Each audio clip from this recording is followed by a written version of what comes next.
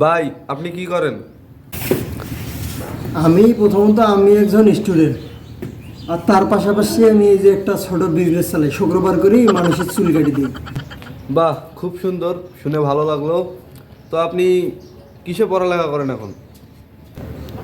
আমি অনার্সে পড়ি, সায়েন্স নিয়ে। তো ভাই আপনি অনার্সে কোন সাবজেক্ট নিয়ে পড়েন?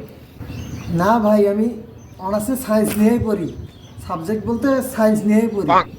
না ভাই, আপনি অনার্সে কোন সাবজেক্টটা নিয়ে পড়তেছেন?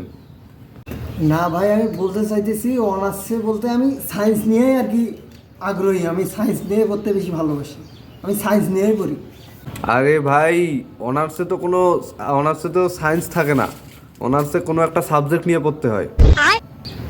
ও, আমি সেই রকম যাই না তো কলেজে, শুধু যাই পরীক্ষা আর কি দিয়ে আসি।